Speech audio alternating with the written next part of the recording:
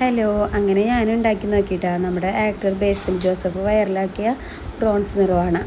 തികച്ചും ഡിഫറെൻ്റ് ആയിട്ടുള്ളൊരു ടേസ്റ്റ് തന്നെയായിരുന്നു കേട്ടോ ഈ ഗ്രേവിക്ക്. മസ്റ്റ് ട്രൈ ഐറ്റം തന്നെയാണത്. അപ്പോൾ ഇതെങ്ങനെ ഉണ്ടാക്കണമെന്ന് നോക്കാം കേട്ടോ. അപ്പോൾ നല്ലോണം കഴുകി വൃത്തിയാക്കിയ ചെമ്മീൻ ഞാനൊരു എടുത്ത് വെച്ചിട്ടുണ്ട് കേട്ടോ. വെള്ളമൊക്കെ നല്ലോണം കളഞ്ഞിട്ടുണ്ട്. ചെമ്മീനിലെ വെള്ളം നല്ലോണം പോകാനായിട്ട് ഇതുപോലത്തെ ഒരു അരിപ്പയിൽ കുറച്ച് നേരം വാരാൻ വെക്കണം കേട്ടോ. ഇതിൽ മെയിൻ ഹൈലൈറ്റ് എന്ന് പറഞ്ഞു കഴിഞ്ഞാൽ ഇതിത്തെ മസാലക്കൂട്ട് തന്നെയാണ് കേട്ടോ. അപ്പോൾ അതിനുള്ള വേപ്പിലയും അതുപോലെ തന്നെ പച്ചമുളകും പിന്നെ ഈ ഒരു മല്ലിച്ചിപ്പാണ് കേട്ടോ ഞാൻ എടുക്കുന്നത്. നമ്മുടെ വീട്ടിൽ തന്നെ ഉള്ളതാണ്, ഞാൻ പുറമേ നിന്ന് മേടിക്കാറില്ല. അതിൻ്റെ പേരാണ് ആഫ്രിക്കൻ മല്ലിച്ചപ്പ്.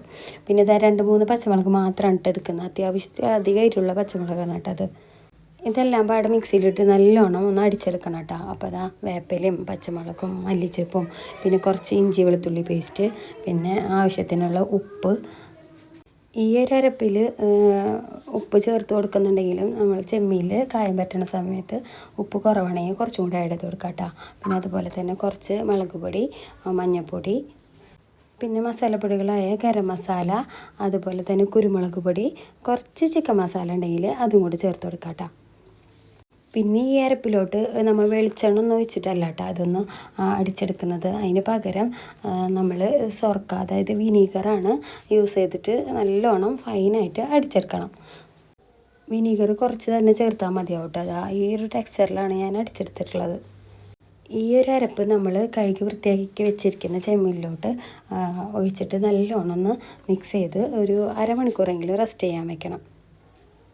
ഞാൻ കുറച്ച് നേരം ഫ്രിഡ്ജിലാണ് വെച്ചത്. പിന്നെ അതിന് ശേഷം നമ്മുടെ പാൻ ചൂടായതിന് ശേഷം കുറച്ച് വെളിച്ചെണ്ണയിൽ കറി ലീഫും കൂടെ ഇട്ടിട്ട് നമ്മുടെ ഈ ചെമ്മീനും കൂടെ ഒഴിച്ചിട്ട് നല്ലോണം ഒന്ന് മിക്സ് ചെയ്ത് കൊടുക്കാം കേട്ടോ. ബാക്കിയുള്ള അരപ്പ് ഞാൻ ഇതുപോലെ ഒഴിച്ച് കൊടുക്കുന്നുണ്ട്. പിന്നെ ഇതൊന്ന് നല്ലോണം അടച്ച് വെച്ചിട്ട് ലോ ഫ്ലെയിമിൽ ഇട്ടിട്ട് കുക്ക് ചെയ്തെടുക്കണം കേട്ടോ. ചെമ്മീൻ നല്ലോണം കുക്കായി പോകണ്ട, കാരണം അതൊരു അധികം കുക്കായി കഴിഞ്ഞാൽ റബ്ബർ പോലെ ഇരിക്കും. അപ്പോൾ ഈ ഒരു ടെക്സ്ചറിൽ മാത്രം വെന്ത് കിട്ടിയാൽ മതിയോ. ചെമ്മീനൊക്കെ നല്ലോണം കുക്ക് ചെയ്തതിന് ശേഷം ഇതുപോലെയുള്ള കട്ടിയുള്ള തേങ്ങാപ്പാൽ ഒഴിച്ച് കൊടുക്കണം കേട്ടോ. ഞാൻ മിൽക്ക് പൗഡറാണ് എടുത്തിട്ടുള്ളത്. അതിന് പകരം തേങ്ങ ഉണ്ടെങ്കിൽ നല്ലോണം കട്ടിയിൽ വേണം അരച്ചെടുക്കാനായിട്ട്. ഇതുപോലത്തെ പാൽ വേണം, നല്ല തിക്ക് കൺസിസ്റ്റൻസിയിലുള്ള പാൽ വേണം കിട്ടാനായിട്ട്.